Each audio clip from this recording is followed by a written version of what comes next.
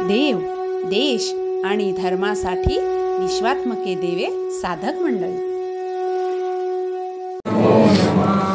ओम श्रीपाद नमो नमः, श्रीपाद नमो नमः, जय जय श्रीपाद नमो नमः, सद्गुरु श्रीपाद नमो नमः. ओम श्रीपाद नमो नमः, श्रीपाद नमो नमः, जय जय श्रीपाद नमो नमः, सद्गुरु श्रीपाद.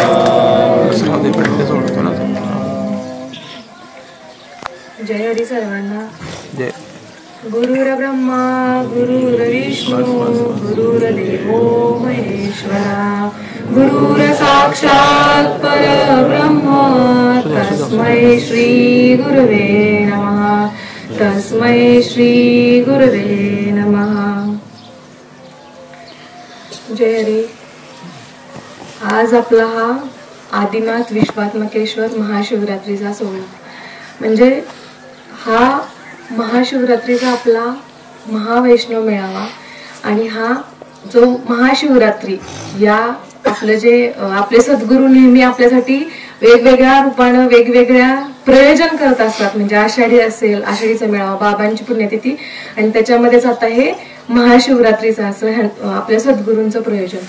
महाशिवरात्री म्हणजे महा म्हणजे मोठी, मोठी अशी, शिव म्हणजे स्वरूपाची रात्र, शिवरात्र.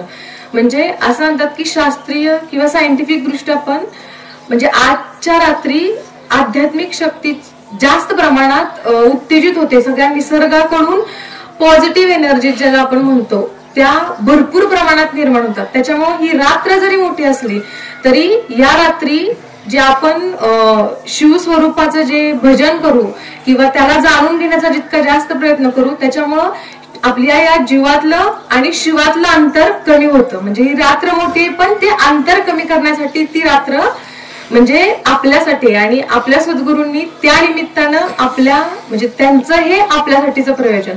म्हणजे हा फक्त आपला म्हणजे महाशिवरात्रीचा सोहळा नाही, तर आपल्याला माहितीये की तो महाकुंभ मेळा पण याच पर्व काळामध्ये सुरू आहे. म्हणजे हा तो पर्व काळ आहे जो 144 वर्षानंतर आलेला. म्हणजे महाकुंभ मेळा म्हणजे काय, तर तिथं जाऊन स्नान केलं जातं. पण तसंच स्नान आपले सद्गुरू आपल्याला एक ज्ञानामृताचं हे स्नान आपल्याला करवलं जातंय. जे पाठेचं भजन, परिपाठ असेल, नंतर आता प्रवचन, कीर्तन, हरिपाठ, पुन्हा कीर्तन, म्हणजे ते सातत्य जे आहे ते सुरूच आहे. आणि ते ज्ञानामृताचं स्नान आपल्याला करवतात. म्हणजे आपण महाकुंभ मेळ्यामध्ये जातो ते कशासाठी, तर पापातून मुक्ती होण्यासाठी. म्हणजे मला माहित असलेलं त्याचं, कारण की पापातून मुक्ती होते तिथं आंघोळ केल्यानंतर. पण जर आपण आपल्या इच्छेचा, वासनेचा जर नसबंदी नसेल झालेली, ते जर ज्ञान आपल्याला झालं नसेल, तर आपण ह्या सगळ्यातून मुक्त होऊ का?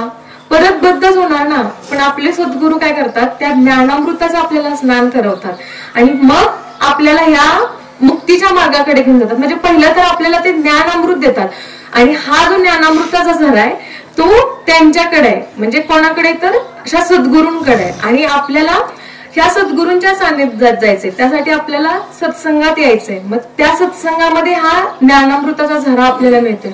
म्हणजे आपल्याला म्हणजे आपण बघतो की कितीतरी साधू संत म्हणजे साधू मुनी असतात की जे कठोर तपश्चर्या करतात की हे ज्ञान त्यांना प्राप्त व्हावं म्हणून. म्हणजे आपण त्या कुंभमेळ्यामध्ये पण ऐकलं असेल की कसे तपश्चर्या, ऊन, वारा, पाऊस कशाची तमानं बाळगता करतात.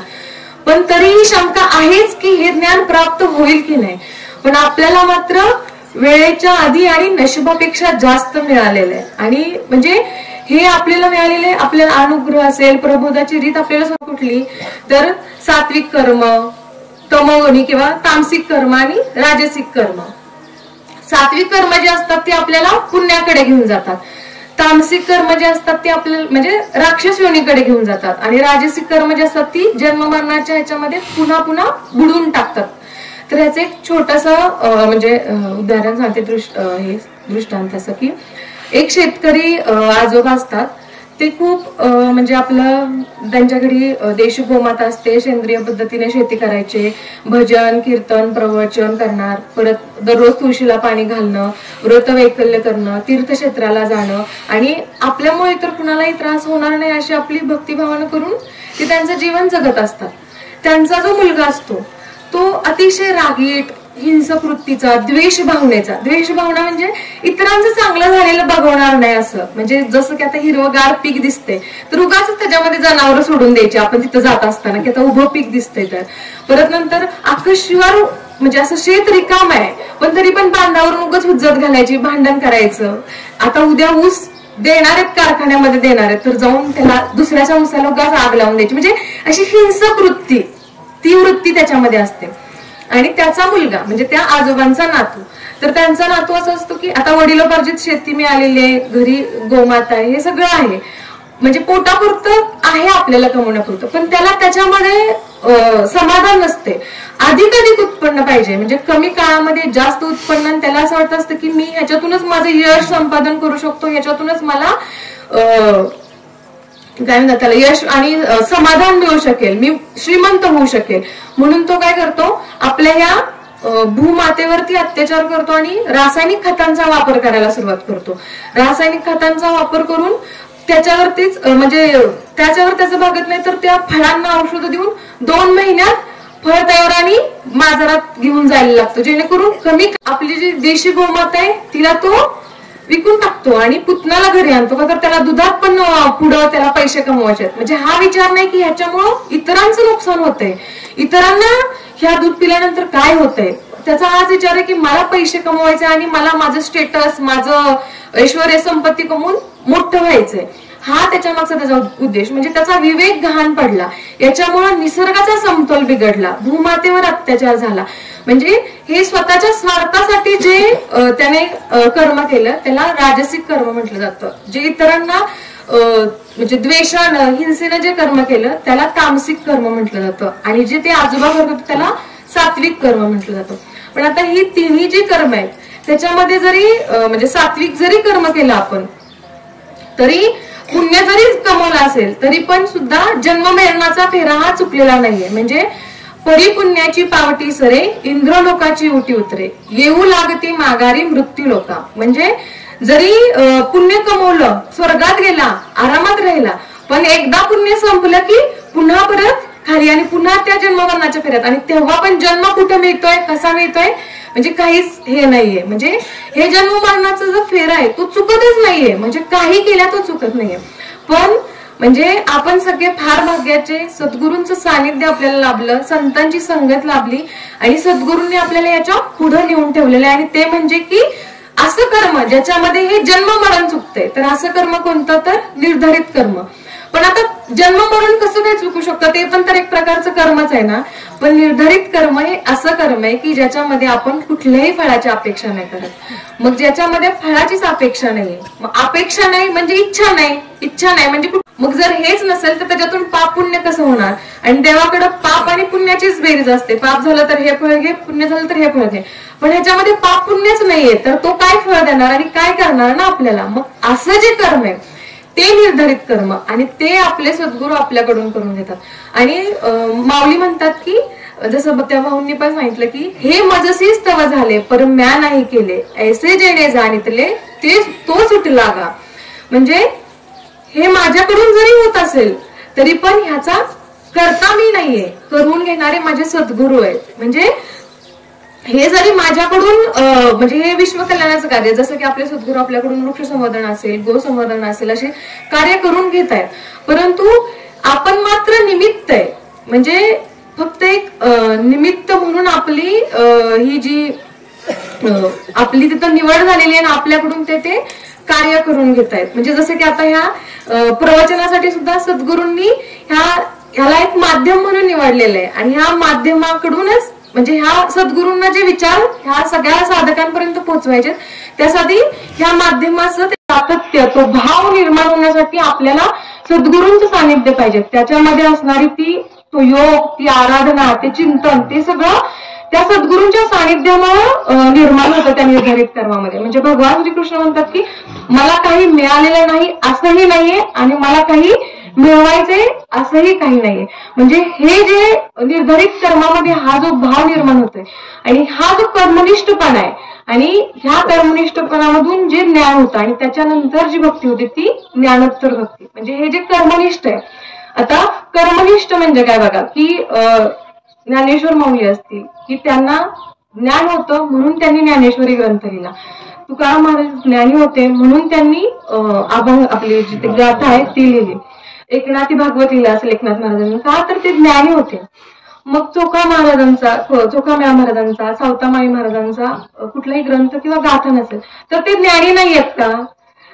ते ज्ञानी आहेत, पण म्हणजे ते कर्मनिष्ठ होते, म्हणजे त्यांना ज्ञानाची गरजच वाटली नाही. म्हणजे चोखामेळा इतके कर्मनिष्ठ होते की त्यांना वाटलंच नाही की मला ज्ञानाची गरज आहे. ज्ञानालाच वाटलं की मला चोखामेळ्यांची गरज आहे, आणि म्हणजे ज्ञानच त्यांच्या मागे लागलं की तुला मला तुझी गरज आहे असं. ते इतके स्वतःला त्या कर्मामध्ये त्यांनी हे करून त्यांनी म्हणजे कर्मालाच त्यांनी देव मानलं, आणि असं जे निर्धारित कर्म आहे त्याला त्यांनी देव मानलं की ज्याच्यामध्ये कुठल्याही फळाची अपेक्षा नाही केली.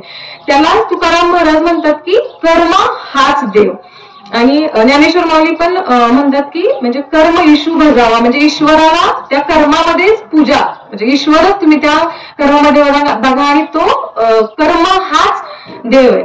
म्हणजे तसंच सावतामाळी म्हणतात की सावतामाळी महाराज म्हणतात की कांदा मुळा भाजी अवघी विठाई माझी, लसूण मिरची कोथिंबिरी अवघा झाला माझा हरी, ऊस गाजर रताळू अवघे झालासी गोपाळू, विहीर मोठ नाडा दोरी अवघी व्यापिली पंढरी, सावता म्हणे केला मळा विठ्ठल पायी गोविला गळा. म्हणजे बघा ना की कांदा मुळा भाजी अवघी विठाई माझी, अवघी म्हणजे हीच विठाई आहे, म्हणजे हे माझं जे कर्म आहे, कांदा असेल, मुळा असेल, भाजी असेल, जे मी करतोय, हे लावतोय, हे करतोय, हेच माझं कर्म आहे आणि हाच देव आहे. म्हणजे अवघी विठाई माझी आहे. लसूण मिरची कोथिंबिरी अवघा झाला माझा हरी, म्हणजे हे सुद्धा हरिरूपच झालंय. लसूण मिरची कोथिंबिरी असेल ते पण, ऊस गाजर रताळू अवघा झाला असे गोपाळ, म्हणजे हे सगळं गोपाळच बनून राहिले, हे सगळं कृष्णच बनलेलं आहे. म्हणजे त्यांना ह्या सगळ्यामध्ये त्यांचा पांडुरंग भरभरून दिसून राहतोय, आणि तोच त्यांचा कर्म आहे आणि तोच त्यांचा देव आहे. म्हणजे त्याच कर्मामध्ये त्यांना त्यांचा देव दिसून ते कर्मच त्यांचं देव बनवून राहिलेलं आहे. म्हणजे ते म्हणतात की विहीर मोठ नाडा दोरी, म्हणजे जे त्यांना लागणार साहित्य आहे, म्हणजे ते भगवंताच्या कृपेने त्यांना ते अवघी पंढरी व्यापलेली, ह्या सगळ्या माझ्या ह्याच्यामध्ये अवघी पंढरी व्यापलेली, म्हणजे मला भरभरून दिलेलं आहे भगवंतानं. माझ्या विहिरीला पाणी आहे. आणि म्हणजे त्यांचा भाव बघा ना की आपला भाव कसा असतो, 1 एकर शेतामध्ये आता 8-10 पोती तरी ज्वारी झाली पाहिजे, म्हणजे आपण एक पायलीभर काय किती मला माहित नाही पण तेवढं धान्य टाकलं तर. पण त्यांचा भाव असा आहे की मी एक बी टाकतोय किंवा मी एवढंच देतोय तर मला भगवंत किती देतोय, म्हणजे एका बियाचं तो मला इतकं देतोय तर मला अजून काय अपेक्षा असणार आहे. म्हणजे त्यांची त्याच्याकडनं काहीच अपेक्षा नाही. म्हणजे ते आपण कसा विचार करतो ते त्या बियावर विचार करतायत, त्या ह्याच्यावरती. म्हणजे त्यांच्या शेतामध्ये हलणारी जी रोप आहेत, जी झाडं आहेत, वेली आहेत, ती त्यांना जणू भजन करतायत, त्या पांडुरंग परमात्म्याचं भजन पाया वाजवतात, भजन करतात, असा त्यांचा भाव निर्माण होतोय. आणि हा भाव म्हणजेच तो ब्रह्मभाव, तो तेच त्यांचं ज्ञान आहे. आणि त्याच्यातूनच म्हणजे ते ज्ञान जे की त्यांच्या मागे स्वतःहून येते. म्हणजे पुढे चाले ज्ञानेश्वर, मागे मुक्ताई सुंदर, म्हणजे ते मुक्ताई पण त्यांच्यासोबत, म्हणजे मुक्ती पण त्याबरोबर येतेच आहे. म्हणजे त्यांचा तो भाव झाला. आणि शेवटी ते काय म्हणतात की म्हणजे सावता म्हणे केला मळा विठ्ठल पायी गोविला गळा. इथं गळा म्हणजे त्यांचं सर्वस्व समर्पण करतायत ते. म्हणजे हे जे सगळं आहे, जरी हे सगळं कर्म तू म्हणजे असेल करत असेल तरी पण हे सगळं तुझंच आहे आणि तू ते करून घेत आहे. म्हणजे जशा इतर गावातून दिंड्या जात असतात तशीच दिंडी सावतामाळी महाराजांच्या गावामधून पण जात असते, जी पंढरपूरला आपल्याला माहिती आहे. मग दरवर्षी त्यांच्या गावामधून दिंडी जात असते. मग त्यांची छोटी मुलगी असते, ती म्हणते की बाबा दरवर्षी हे सगळेजण दिंडीला जात असतात, आपण का नाही जात, आपण कधी जात नाही, आपण का नाही जायचं, यावर्षी आपण पण जाऊया ना वारीला, आपण पण जाऊया विठ्ठलाच्या दर्शनाला. तर ते म्हणतात नाही रे बाळा, आपण नाही जाऊ शकत, आपल्याला धनी आपल्याला रागवेल ना. ती म्हणते धनी म्हणजे तुम्हीच ना, ह्या मनाचा धनी आपल्याला रागवेल ना. तर ते म्हणतात नाही बाळ, म्हणजे ह्या मनाचा धनी विठ्ठल आहे, आपण फक्त त्याचे चाकर आहे, सेवक आहे. मग त्याने जे आपल्याला हे कार्य दिलंय ते कार्य सोडून जर आपण दिंड्या वाऱ्या करत राहिलो तर त्याला ते आवडेल का. म्हणजे आपल्याला जे कार्य दिलेलं आहे ते करणं हितच तो मिळतं आपल्याला. मग त्यानं दिलेलं कार्य आपण करत राहणं आणि त्याच्यामध्ये निष्काम भावानं ते करत राहणं, म्हणजे त्याचं कार्य करणं हीच आपली वारी, हीच आपली पंढरी. म्हणजे रामदास स्वामी पण म्हणतात ना, बापाची कीर्ती गाई तो एक मूर्ख का. म्हणजे आपल्या सद्गुरूंनी आपल्याला जे साधना दिलेली आहे, जे सद्गुरूंनी जे आपल्याला वृक्ष संवर्धनाचं असेल, गो संवर्धनाचं जे कार्य दिलेलं आहे ते असेल, किंवा जी रीत सांगून दिलेली आहे त्याच्यावरती आरूढ होणं, त्यांनी दिलेल्या दिशेने मार्गक्रमण करणं, हे सोडून जर आपण फक्त बाबा लय भारी, बाबा लय भारी असं जर म्हणत असलो तर बाबा काय म्हणतील की तो एक मूर्ख का, दुसरं काय म्हणणार ना. कारण त्यांनी काय सांगितलंय, त्यांना आनंद कशातून होतोय, मालकाला आनंद ह्याच्यातूनच होणार ना. जे कार्य दिले ते गपचूप कर म्हणून असं ते सोडून उगाच माझं भजन करत बसला तर त्याला नाही आवडणार. म्हणजे सावतामाई महाराज हेच इथं सांगतात. आणि तोच अनुभव म्हणजे बोगदेव घाटामध्ये सगळे जे आपले पुणेकर मंडळी, म्हणजे आम्ही वृक्ष संवर्धनासाठी आपण बोगदेव घाटामध्ये जातो आणि त्याच्याच वरती थोडस सासवड शहर आहे, तिथं ज्ञानेश्वर माऊलींची पालखी येते. म्हणजे हा जो भव्य दिव्य सोहळा आहे तो तिथं माऊलींचा 2 दिवस मुक्काम असतो सासवडमध्ये. मग आजूबाजूचे जेवढे गावातील लोक आहेत सगळे घाटाच्या वर माऊलींच्या दर्शनाला जातात. पण आपल्या साधकांचा भाव असा असतो की ह्या झाडांना वेलींना पाणी घालताना ज्ञानेश्वर माऊलींना जणू माझा अभिषेक होतोय. म्हणजे तो अभिषेकाचा भाव त्यांना तिथे मिळतोय, जणू ज्ञानेश्वर माऊलीच घाटावरून खाली येऊन, जशी सावतामाई महाराजांना पांडुरंग दर्शन देतात तसं आम्हालाही इथं माऊली स्वतः येऊन दर्शन देतात. म्हणजे कधीच असं कोणाचं चर्चा सुरू होत नाही की चला जाऊया वरती दर्शनाला म्हणून. कारण तो परमानंद, तो सच्चिदानंद तिथं जर मिळत असेल, म्हणजे ही जी धावपळ आहे, म्हणजे पांडुरंगाच्या दर्शनाला का जायचं होतं की तिथे जाऊन त्याची कृपा होईल, ते ज्ञान होईल. पण ती आता इच्छाच नाही राहिलेली. म्हणजे हा जो आनंद त्याच्यातून मिळतोय तो आनंद जर त्या वेलींमध्ये, त्या वृक्षांमध्ये तो ब्रह्मभाव निर्माण झाला, त्याच्यामध्ये सद्गुरूंचं जे स्वरूप जे आहे त्याची ओळख होते, आपल्याला ते आनंद मिळतोय. म्हणजे ते ज्ञान तिथे मिळतंय आणि ते ज्ञान पैगाभर आहे असं ज्ञानेश्वर माऊली म्हणतात. म्हणजे ते ज्ञान व्हायला पाहिजे आणि हे ज्ञान आपल्याला ह्या निर्धारित कर्मामधून होतं. तसंच म्हणजे गो संवर्धनाचं पण सांगतात की एक साधू महाराज असतात, म्हणजे एक साधक येतो त्यांच्याकडे आणि त्यांना म्हणतो की म्हणजे मला ना ब्रह्मज्ञान करून घ्यायचंय, तर मग मला काय करावं लागेल. तर ते साधू महाराज म्हणतात की ते खूप कठीण असते, मला वाटत नाही तुला काही जमेल. तर तो म्हणे नाही नाही माझी तयारी आहे, मला सांगा मी करेल ते, तुम्ही सांगा फक्त मला. तर मग ते म्हणतात की ठीक आहे, एक काम कर, म्हणजे सध्या तू एक गाई घे आणि तिच्या 1000 गाई कर. तर गाई म्हणजे देशी गोमाता आपली, जी आपली विश्वमाता आहे ती. तर मग गाई घे आणि तिच्या करून घे, हा जर्शी नव्हे. तर मग तो म्हणतो ठीक आहे. मग जातो, मग त्या गायीची सेवा करणं, चारा पाणी असेल किंवा जे पण तिचं तिला जे लागतं त्या सगळ्या गोष्टींची जाणीव घेऊन त्या गायीची सेवा करणं, त्या गोमातेची सेवा करणं. मग असं तो सुरू करतो. एका गायीच्या 2 गायी होतात, 2च्या 3 होतात, अशा करत करत 500 गायी होतात. आणि म्हणजे 1000 गायी व्हायच्या अगोदरच 500 गायी झाल्या की लगेच त्याला ब्रह्मज्ञान होतं. म्हणजे 1000 गायी होईपर्यंत त्याला वाटही बघावी लागत नाही, त्याच्या आधीच त्याला ब्रह्मज्ञान होतं. पण हे कशामुळे झालं, तर पहिली गोष्ट म्हणजे त्याने साधू महाराजांनी दिलेल्या साधनेवर निशंक विश्वास ठेवला. म्हणजे त्याने कुठलाही प्रश्न नाही विचारला, ह्याला ब्रह्मज्ञान म्हणतात का, जाण गायी सांभाळ म्हणून. नाही ना, आपल्यासारख्या असंच म्हणणार ना. ब्रह्मज्ञान म्हणजे काय, पूजा करा, तप करा. म्हणजे आपला माणसांचा भाव तसाच ना, तपश्चर्या करायला बस, तिकडे जाऊन म्हणजे कुठं त्या ह्याच्यामध्ये जा, वनात जा. पण एक गायी घे आणि 1000 गायी कर, ही साधी साधना दिली. पण त्याच्यावरती त्याने निशंक भावाने विश्वास ठेवला. दुसरी गोष्ट म्हणजे त्याच्यावरती त्याने सातत्य ठेवलं. म्हणजे असं नाही एकाच्या 20 झाल्या आता काही ज्ञान होत नाही द्या सोडून, असा विचार नाही केला त्याने. सातत्य ठेवलं की मला सांगितली ती साधना मला करायची. आणि सगळ्यात महत्वाचं म्हणजे की त्यांनी कुठलीच अपेक्षा नाही ठेवली की ह्याच्यातून मला म्हणजे काय पुढे पैसे मिळणार आहेत किंवा काय नाही. पण ही त्याचा भाव त्या सद्गुरूंवर आला. सद्गुरूंनी त्या साधू महाराजांनी त्याला सांगितलं का, गाई घे, बिझनेस सुरू कर, तुला बरोबर त्याला कोंडबिंड होतात, तुझी शर्यत होतीये, तुला शेणखताचे पैसे मिळतात, दुधाचा व्यवसाय होतोय. असा कुठलाच त्यांनी आमिष नाही दाखवलं, कुठलाच म्हणजे इच्छा अपेक्षा याच्या फळाचा विचारच त्याच्या डोक्यात नाही घातला.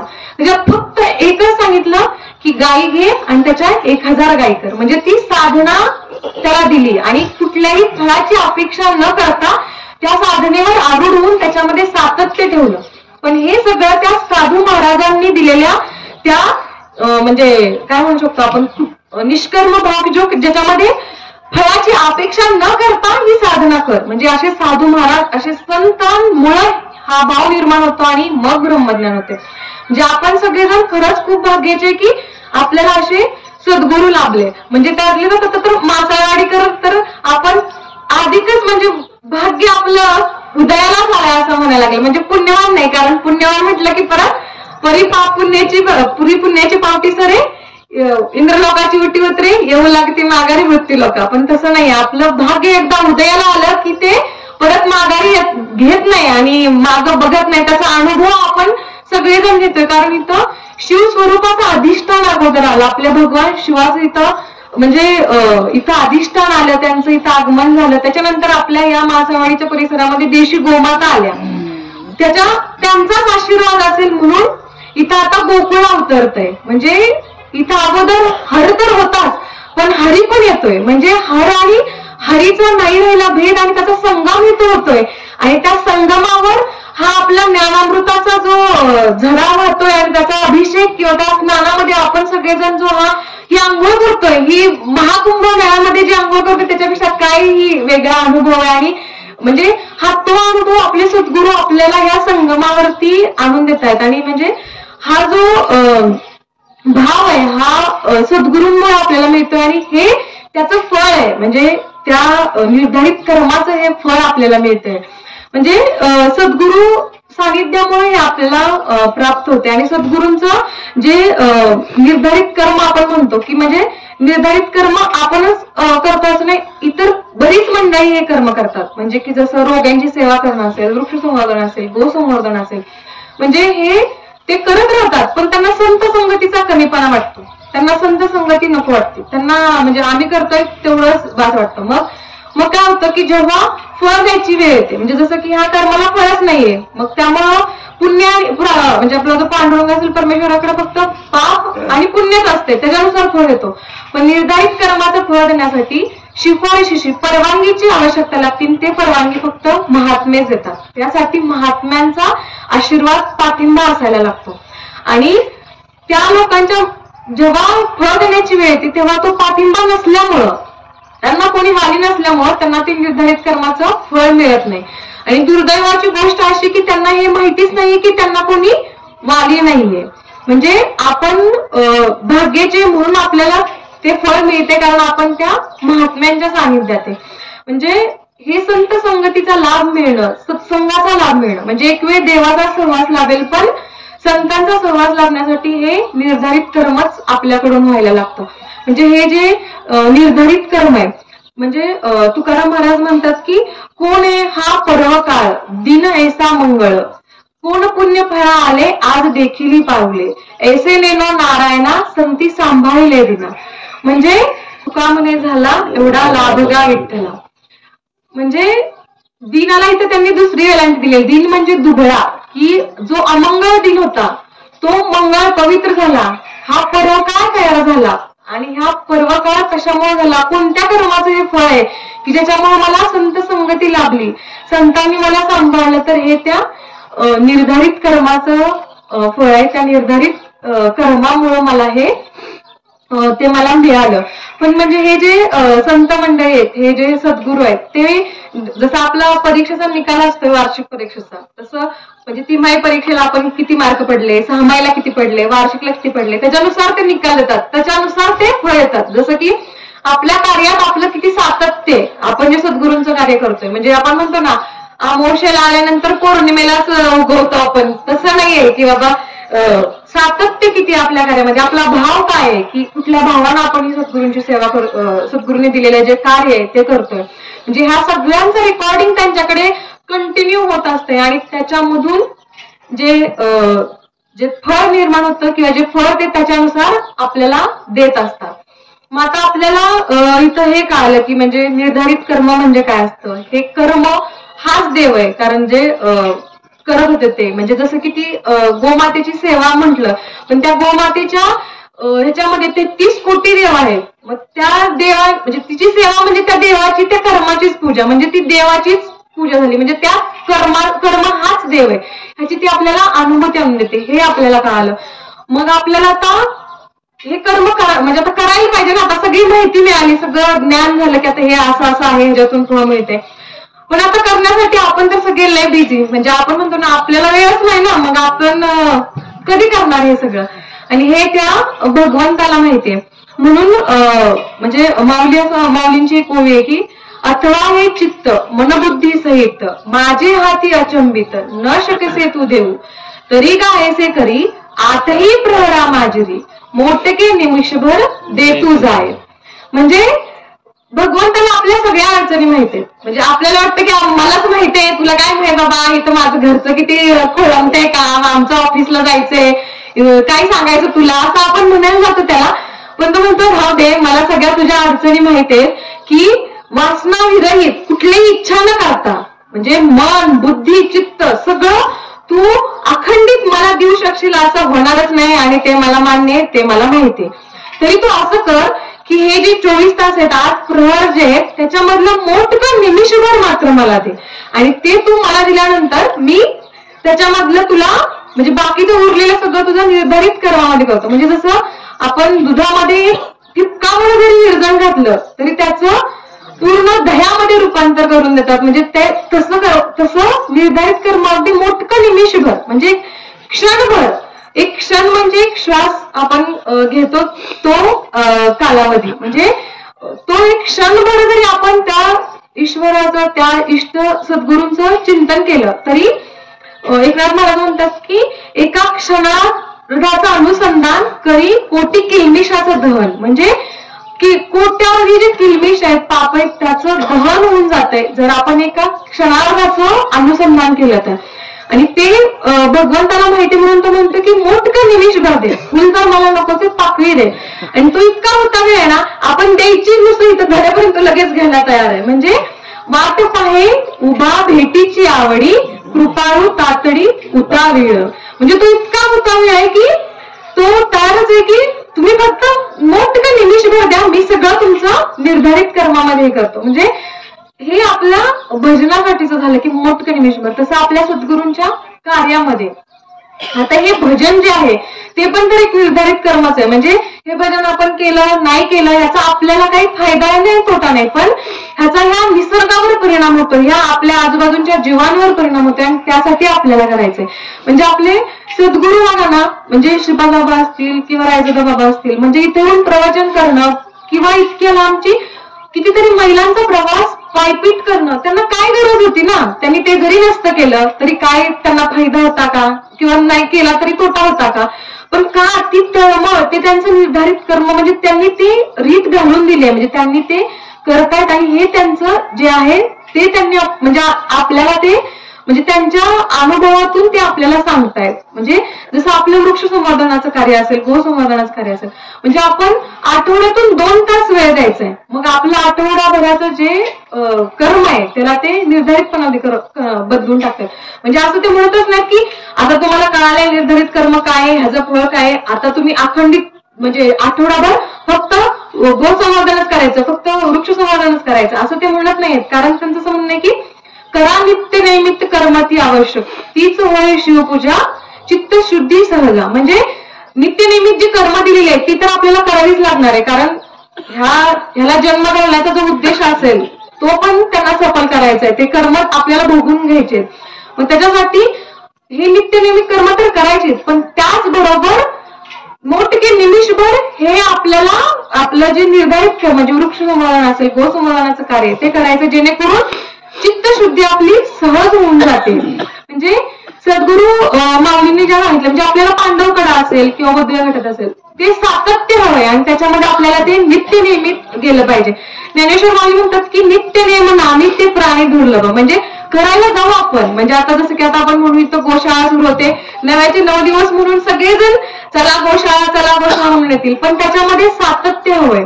म्हणजे ते साध्य करण्यासाठी नियोजन हवे. म्हणजे आता सुरुवातीला म्हणून आपण सगळेजण आवर्जून वेळ काढून येऊ, पण ते सातत्यासाठी ते नियोजन हवे. ती आपल्याला ती एक सवय अंगी करून घेतली पाहिजे की एक आपण म्हणतो ना बॅक ऑफ द माइंड आपल्या असलं पाहिजे की नाही हे करायचंय, माझ्या सद्गुरूंचं कार्य आहे, म्हणजे दररोज चालूच आहे आपलं कर्म, पण मनात ते असलं पाहिजे की नाही मला पांडवकड्यावर जायचंय, मला बौद्ध घाटात जायचे किंवा मला गायींची सेवा करायची. म्हणजे जसं आता म्हणजे आयटी मध्ये वगैरे आमचं 10 दिवसाची अगोदर प्लॅन केला जातो की पुढे 10 दिवस काय काम करायचंय, ह्याचा 10 दिवस आधी प्लॅन केला जातो आणि त्याला ठरवलं जातं की जास्त अति महत्वाचं काम कुठलं, कमी महत्वाचं काम कुठलं. म्हणजे बघा की ज्याच्यातून पगार मिळतोय, मोठं विषय म्हटलं मोठं असा पगार किंवा पैसे मिळतात की जे आपल्या सगळ्यांनाच माहितीत की ते इतके पुरतात की आपण पुढच्या महिन्याची वाट बघतो की पुढचा महिना कधी येतोय, त्याचा पगार कधी होतोय. म्हणजे माणसानं दिलेलं पुरत नाही आणि साधू संतांनी दिलेलं कधीच कमी पडत नाही. तसं हा जो श्वास आहे, हा ऑक्सिजन आहे, कितीतरी वर्ष झालं, किती कोट्यावधी लोक घेत आहेत, कशासाठी वापरतायत, पण त्याचं जे प्रमाण आहे हवेतलं 20% जे ते आजही तेवढंच आहे. हे जे सूर्य आहे तो जी ऊर्जा देतोय असं कधी होतंय का की आज काय सूर्याची तापला नाही सूर्य, आज काय जास्त, असं कधी होतंय? असं कधीच होतंय का? आपण म्हणतो ना ती तरी इस्त्री तापली नाही, आज जरा ऊर्जा कमी पडली, लाईट डिम आहे, असं कधी होतंय का की डिम आहे सूर्य? कधीच होत नाही. म्हणजे त्याचं कधीच कमी पडत नाही आणि त्याच्या आपण काय पैसे देतोय, काही करतोय का?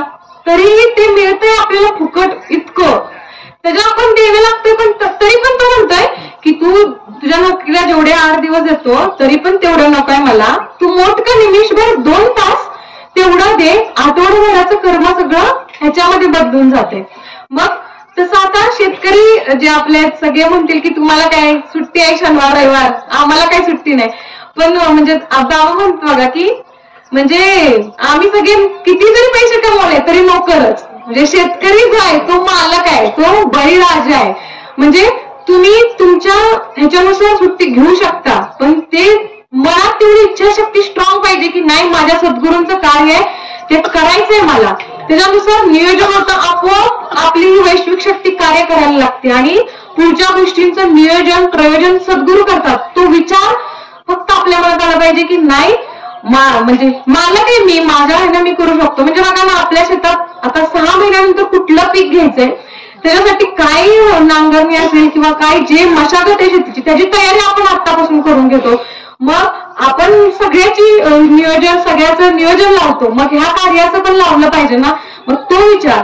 आणि जरी आपण आता असं म्हटलं की घरी जनावर आहेत, गाई गुरं आहेत, घरचं पण आहे, तर आपण असं करू शकतो की पुरुष मंडळी जरी आले तरी घरच्या जे महिला मंडळ असतील किंवा महिला मंडळ कार्यात आले तर पुरुष मंडळीने एकमेकांना सहकार्य करायचं.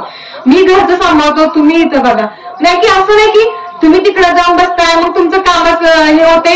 म्हणजे हा भाव नाही, म्हणजे सहकार्य करणं म्हणजे एकमेकांना सहाय्य करू अवघे धरू सुपंत, म्हणजे ते सहकार्य सुद्धा एक निर्धारित कर्म आहे. म्हणजे माझ्या सद्गुरूंचं कार्य माझे घरचे माणसं करतात. बाबा मला हे जे सद्गुरूंनी सांगितले ते नित्य नेहमी कर्म मी करतो, उद्या मी सद्गुरूंच्या कार्याला तेव्हा ते हे कर्म करतील. पण हा भाव पाहिजे की नाही की त्यांचे पण पाय आपण ओढून, म्हणजे सहकार्याची जी भावना आहे ती पण आपल्या मनामध्ये असली पाहिजे. आणि हे त्या निर्धारित कर्मामधून हे त्या म्हणजे जे मोठकर निमिषभर आहे त्याच्यामधून ते करायचंय आपल्याला. म्हणजे अगदी थोडंसं त्यांना द्यायचंय आणि ते म्हणजे जसं म्हटलं की उतारे आहेत आपल्यावरती कृपा करण्यासाठी आणि ते करतच राहणार आहेत आपल्यावरती. आणि हे जे कर्म आहे किंवा ह्याच्यातून जेव्हा आपण हे मोठके निमिषभर करून जाऊ, म्हणजे असं नाही की आता तुम्ही 1 महिना केलं की लगेच म्हणणार की काय मग फळ नाही मिळालं, असं नाहीये. ही सुरुवात आहे. आपल्याकडून सद्गुरूंना अजून भरपूर कार्य करून घ्यायचंय. म्हणजे माझी घडी कोण ह्याच्यामध्ये आपण आहे ना, हेच आपलं खूप मोठं भाग्य आहे. म्हणजे कोण आहे ना, बाकीचे मंडळी आहेत का माझी घडी कोण मध्ये मला निवडलेलं आहे, म्हणजे हे माझं इतकं मोठं भाग्य आहे की मग मी माझ्या घडी कोण मध्ये मग बास. म्हणजे आपण म्हणतो ना आपल्या पुरता तो विचार की माझे घडी कोण मध्ये मी आहे आणि त्या कार्यामध्ये आपल्याला रत व्हायचंय. मग ह्याच्यामधून जी भक्ती होते ती ज्ञानोत्तर भक्ती, म्हणजे आपल्याला कर्म कळालं, ज्ञान कळालं, त्याच्यातून जी भक्ती होते. आता बघा की जे कर्म केलं ते कसं होतं, फळाची अपेक्षा नाही, काय नाही. मग त्याच्यातनं जे ज्ञान झालं ते ज्ञान कशावरून झालंय, फळाची अपेक्षा नाही, काही वासना नाही, काही इच्छा नाही. मग जी भक्ती झाली ती भक्ती पण कशी असणार आहे की कुठल्याही फळाची अपेक्षा नाही, काही नाही. म्हणजे आता उरलं फक्त उपकारापुरता. म्हणजे ह्या भावनेतून संत वाङ्मय, ह्या भावनेतून हे ग्रंथ निर्माण झालेत. आणि ते जे आपण म्हणतो ना संतांना जे ज्ञान झालं त्याच्यातून हे ग्रंथ निर्माण झालेत. म्हणजे त्या भावावर येऊन त्यांनी ते ग्रंथ जे आहेत ते निर्माण केले. आणि आपला भाव कसा असतो, आपल्याला भक्ती म्हणजे काय माहितीये, म्हणजे आपण आजूबाजूला जे बघतो, भक्ती म्हणजे काय, मी 1 तासभर देवपूजा करतो, 1 तासाच्या आत माझी देवपूजा काही उरकत नाही. हळदी कुंकू लावणं, अक्षता लावणं, ते सगळं बेल पान फुलं वाहणं, म्हणजे सगळं अवडंबरच, प्रदर्शन. आणि सगळ्यांना सांगत होतं मला 1 तास लागतो बरं का देवपूजेला, 1 तासभर मी काही करत नाही. निम्मा आता लक्ष इकडं दूध उतू जाते का, हे घेतंय का, कोण मध्ये चाललं. मी 20 माळा दररोजच्या भरतो, पण त्या माळा भरताना इकडं तिकडं सगळीकडं, म्हणजे पण ते वडून झाल्यावर ठीक आहे तुम्ही वडत पण असाल, म्हणत असाल, पण प्रदर्शन किती ते सांगा, म्हणजे करायचं थोडं आणि सांगायचं जास्त. म्हणजे एक छोटस उदाहरण म्हणजे आपण आषाढीला वगैरे पांडुरंगाला अभिषेक करतो. मग कोणी म्हणजे जसं जमल तसं तांब्यावर दुधाने करतंय, कोण किटलीभर, कोण कॅनभर दुधानं अभिषेक करतंय. मग सांगते मी किटलीभर दुधानं अभिषेक केला, कोण सांगते मी कॅन भरून दुधानं अभिषेक केला. जो क्षीरसागरात आहे, म्हणजे क्षीरसागरा शेष शयना कमलनयना कमलापती, म्हणजे जो त्या दुधाच्या सागरात निवांत पडून आहे, त्याला आपण किटलीभर दूध घातलं काय, कॅनभर दूध घातलं काय, त्याला काय त्याचं हे वाटणार आहे, त्याला कमी आहे का, सागरात आहे तो त्या दुधाच्या. आणि आपण म्हणतोय मी किटली भरून कॅनभर दुधाने मी अभिषेक घालतोय पांडुरंगाला, ही माझी भक्ती. म्हणजे हा प्रदर्शन आहे, ही लौकिक आहे, म्हणजे हा आणि प्रदर्शन हे प्रपंचात असतं, मग हा परमार्थ नाहीये. म्हणजे आपल्याला सद्गुरु कृपेनं ह्याचं ज्ञान झालंय. म्हणजे आपण म्हणू मी गायीची सेवा करतोय सकाळी संध्याकाळी, जय हो गोमाता, जय हो विश्वमाता, आणि गाईला चारा देत नाही, गाईची पूजा, गाईला जे पाणी पाहिजे, तिला जे हवंय त्याची चौकशी न करता फक्त हळदी कुंकू लावतोय, आरती ओवाळतोय, झाली. म्हणजे जय हो गोमाता, जय हो विश्वमाता. कशी प्रसन्न होईल ती गाई. म्हणजे एक म्हण आहे की वांजोट्या गाईला माया भरी, चाटून चाटून आश्रमात. म्हणजे चोळून चोळून तिची भक्ती होणार आहे का, तिला जे हवंय त्याची चौकशी झाली पाहिजे. नुसती चौकशी होऊन चालणार नाही, तर तशी कृती झाली पाहिजे, तसं आचरण झालं पाहिजे, तो भाव निर्माण झाला पाहिजे की माझ्या माईला, माझ्या गोमातेला काय हवंय. म्हणजे जर आपल्या गावामध्ये एखाद्याकडं गोमाता असेल आणि ते सांभाळू शकत नाहीत काही कारणास्तव, तर त्या गावातल्या इतर साधकांनी, एका साधकाने मी म्हणत नाही, सगळ्या साधकांमध्ये तो भाव निर्माण झाला पाहिजे की आपण सगळ्यांनी मिळून त्या गोमातेची सेवा करू, आपण सगळ्यांनी मिळून ती मोठकी निमिषभर प्रत्येकाने थोडं थोडं देऊ आणि त्या गोमातेची ती सेवा करू. ते तिला आपल्या गावामध्येच ठेवू की तिला आपल्या बाबांची गाई आपल्याकडे आली, तिला आपण बाहेर नको जाऊ द्यायला. म्हणजे आपल्याकडे असे पण साधक आहेत की म्हणजे अनोळखी गाई आपल्या दाराखाली वासरासोबत, तर म्हणजे कोणाची काय, म्हणजे काय नाही, ती गोमाता आहे हा भाव आतून प्रगट झाला. तिला भाकरी घेऊन, म्हणजे आपण ते म्हणत नाही का ज्ञानेश्वर नामदेव महाराज, तूप घ्या आणि ते रोटी फक्त खाऊ नका, तूप पण घ्या, म्हणजे तो भाव त्याच्यामध्ये ती माई, तो पांडुरंग, तो ब्रह्म त्यांना दिसतो. आणि ती पूजा म्हणजे 33 कोटी देव आहे. जे आपण म्हणतो ज्याच्या घरी गाय त्याच्या घरी विठ्ठलाचे पाय, आणि शेणामध्ये लक्ष्मी, म्हणजे लक्ष्मी नारायण स्वतः त्या गोमातेत आहेत. आणि तो भाव आपल्याला तिच्यामध्ये मिळतोय, ती आराधना, तिच्या सानिध्यात जे चैतन्य मिळतंय. नाहीतर मग आपण मागे असं बोलले बघा की ते निबंध लिहायचा होता तर गायीवरती, तर काय केलं, गायीचं चित्र काढलं आणि शब्द लिहिला निबंध. हे बघा लिहिलं मी गायीवर निबंध. म्हणजे ही अशी भक्ती चाललेली आहे आपली की गायीचं महत्व समजलं पाहिजे ना. म्हणजे गायीच्या उदरामध्ये 33 कोटी देव आहे, तिच्या गायीच्या गोमूत्रामध्ये जे अमृत आहे, तिच्या सहवासामध्ये जो सच्चिदानंद मिळतोय, ज्या आनंदाच्या आतून लहरी निर्माण होत आहेत. म्हणजे जसं चिखलीच्या गोशाळेच्या तिथे गेलेलो, म्हणजे जसं दिवाळीच्या दिवशी पहाटे ते वातावरण असतं ना, सगळे दिवे लागलेले असतात, ती प्रसन्नता, म्हणजे आपोआपच सांगू लागते की दिवाळी आलीये. अगदी तो सणाचा, म्हणजे सण आपल्यासाठी कसा आनंदाचा आपण म्हणतो ना, तसं ते आतून त्या लहरी निर्माण होतात. ती जी तो आनंद आहे तो तिच्या सहवासामध्ये लाभतो. आणि हा जो भाव आहे तो कधी निर्माण होतो, जर तिची सेवा केली तर. नुसतं जय हो गोमाता नुसतं आरती केलं तर तो भाव निर्माण नाही होत. आपण बघतो वसुबारस असते, गोबारस आपण म्हणतो.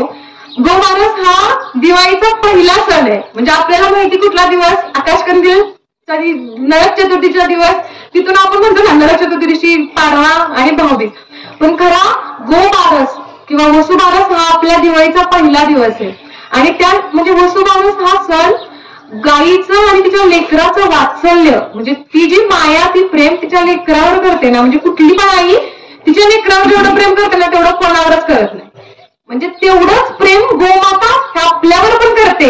आणि ही गोमाता आहे, ती विश्वमाता आहे, म्हणून ती ह्या सगळ्या लेकरांवरती प्रेम करते, जे प्रेम ती तिच्या वासरावर करते.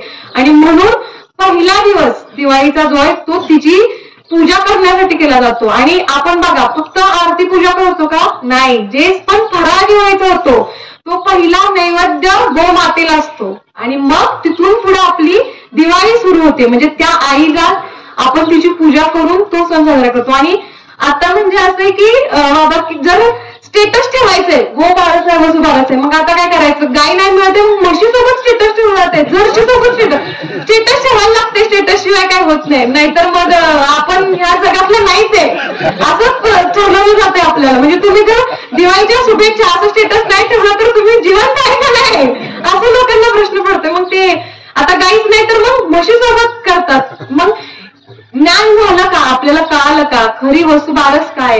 म्हणजे तो दिवस कोणता आहे? पहिला दिवस आहे दिवाळीचा. त्या दिवशी गाईला नुसतं ओवाळलं जात नाही, तर तिला ते जो गोडधोडाचं अन्न आहे ते प्रसाद तिला भरवला जातो. तिला नैवेद्य दाखवून मग घरातली सगळी मंडळी ते घेतात. म्हणजे किती आपली संस्कृती आपल्या संतांनी किती छान रीत घालून दिली आहे. पण काळोखानं आपण हे विसरून फक्त स्टेटस पुरतं ते मर्यादित राहिलेलं आहे की गोमाता, मग गाई शोधायची नाही मिळाली तर म्हशी सोबत स्टेटस ठेवायचं. हा नाही ना, तो हा भाव नाहीये. तो सद्गुरूंच्या कृपेनं जो आपल्याला मिळतोय तो भाव असेल तरच ती सेवा आहे. आणि तीच भक्ती आहे. म्हणजे आत्यंतिक प्रेम हाच भक्तिभाव. म्हणजे जिव्हाळ्याचा भक्तिरंग तिथे उभा पांडुरंग असं सावता माई महाराज म्हणतात की म्हणजे तो जिव्हाळा पाहिजे, ती आत्मीयता पाहिजे. म्हणजे पाडव्याचा जो दिवस असतो दिवाळीचा त्यावेळी म्हणजे इथं आमच्या गावाकडं पांडव काढतात शेणानं, पण ते शेण देशी गाईचं गोमातेचं शेण लागतं आणि त्यांना ते पांडव काढले जातात. आता पांडव काय? धर्माची मूर्ती आहे, धर्माचं प्रतीक आहे. म्हणजे ते धर्माचं प्रतीक उमटवण्यासाठी धर्माचीच हे लागते, मूर्ती लागते. म्हणजे देशी गाईचं शेण लागते जे धर्माचं प्रतीक आहे. आणि त्या धर्मामुळं म्हणजे ती स्वतः धर्माचं प्रतीक आहे. आणि अशी देशी गोमाता म्हणजे अशा गोमातेचं अवतरण इथं होते, आपल्या इथं गोकुळ अवतरते. म्हणजे आपण खरंच म्हणजे किती परमभाग्याचे आहोत की. आणि ह्याच्यामध्ये आपल्याला फक्त मोठे निमिषभर द्यायचे. आणि तेच म्हणजे हे असं जे कर्म होते म्हणजे जे धर्म आहे ज्याच्यामध्ये पाप पुण्य न अंगी लागत नाही, ज्या धर्माची तू मूर्ती आपण म्हणतो, म्हणजे असं पाप पुण्य नाही काय नाही, फक्त जे आपण म्हणतो ना निष्काम भावने फक्त सद्गुरूंनी दिलेलं कार्य आहे, हे माध्यम आहे, ते कार्य करायचंय हीच आपली भक्ती. तसंच वृक्ष संवर्धनाचं पण कार्य आपण करतो, तशीच इतर मंडळी करतात. मग ते एक असं आहे म्हणजे मी एकदम कट्टर वृक्षप्रेमी आहे, वृक्ष संवर्धन करणार, झाडे लावा, झाडे जगवा. दरवर्षी आंब्याचं झाड, पपई काय ते पेरूचं झाड, वडाचं झाड, खड्डा मात्र एकच. झाड नवीन पण खड्डा तोच. आणि स्टेटसला हॅशटॅग झाडे लावा, झाडे जगवा, काय वृक्ष संवर्धन करा, वृक्षप्रेमी. म्हणजे तेच खड्डा मात्र एकच. खड्डा वाढतोय का? म्हणजे फक्त दाखवण्यासाठी त्याच खड्ड्यामध्ये दरवर्षी वेगवेगळी झाडं लावली जातात. का तर आम्ही वृक्षप्रेमी, आम्हाला वडाचं झाड आवडते, आंब्याचं झाड आवडतंय, पण खड्डा तर बदलायला पाहिजे ना. तुमचं झाड बद्दल आवडतंय, खड्डा तोच आहे. पण आपल्या सद्गुरूंच्या कृपेनं आपण म्हणजे तरलो ना, फार तरलोय. म्हणजे आपला खड्डे तर वाढतात आहेच, पण त्याचबरोबर डोंगरचा डोंगर वाढतायत. म्हणजे सिंधोबाचा डोंगर असेल, याचा जरंडेश्वर असेल, किंवा आपला पांडवकडा असेल, बोगदेव घाट असेल, आवेर असेल, म्हणजे सगळीकडं हे वृक्ष संवर्धनाचं कार्य सद्गुरू वृद्धिंगत करतायत. म्हणजे बघा ना, आपण बघतो म्हणजे आपले जे दत्तगुरु आहेत त्यांच्यासोबत गायी आहे. श्रीपाद बाबांकडे पण गायी होती. का बरं त्यांनी गायी हे केले असेल? ते पण तर गळ्यामध्ये रुद्राक्षाच्या माळा, हातात कमंडलू घेऊन फिरू शकत होते ना. म्हणजे त्या आपल्याला साधं समजा, पण त्यांनी नेहमी गायीला सोबत ठेवलाय ना. म्हणजे त्यांना असं वाटलं असेल ना कुठंतरी की पुढे जाऊन भविष्यात म्हणजे ह्याची कमी भासणार आहे. मग जे साधक जे मला जाणतायत, मला मानतायत, त्यांच्या हृदयामध्ये ते भाव निर्माण होईल.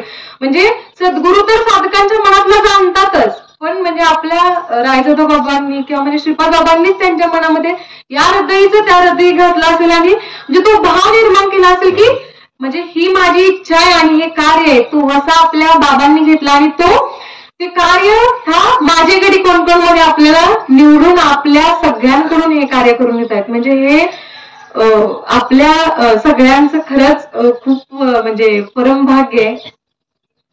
आणि आपल्या सगळ्यांना म्हणजे सद्गुरूंनी या कार्यामध्ये म्हणजे हे जे कर्म जे निवडलेलं आहे आणि हेच ते कर्म आहे जे देव आहे. आणि म्हणजे एकनाथ महाराज म्हणतात की म्हणजे हे जे ज्ञान हे एका जनार्दनी हाच धर्म ब्रह्मप्राप्तीचे वर्म म्हणजे हीच ती ब्रह्मप्राप्ती आहे. आणि हाच म्हणजे तो म्हणजे हे ज्ञान झालं की मग पुढे चाले ज्ञानेश्वर मागे मुक्ताई सुंदर. म्हणजे ह्या ज्ञानामधून ह्याच्यामधून जी भक्ती होते म्हणजे हे ज्ञान झालं मग ह्याच्यामधून जे आपल्याकडून हे जे कर्म होत राहते आणि हे असं होत राहणार आहे. आपण फक्त पडून राहे तयार ठाई आपल्याला फक्त पडून राहायचंय. सद्गुरूंचं प्रयोजन असणार आहे, सद्गुरूंचंच नियोजन असणार आहे. आपण फक्त सद्गुरूंच्या कार्यामध्ये कार्य फोकसमध्ये आणायचं, आपलं कार्य फोकसमध्ये असलं पाहिजे आणि आपण बाजूला होऊन जायचं. म्हणजे कार्य हिरो करायचे आपल्याला. कार्याला देव आहे आपलं तर देवच आपलं फोकसमध्ये पाहिजे आणि हिरो पाहिजे. आणि हे असं कर्म असं कार्य म्हणजेच देव आणि कर्म हाच देव. आज म्हणजे सिद्धांत मला इथं सांगायचं होता. झालेली सेवा सद्गुरूंच्या चरणी समर्पण.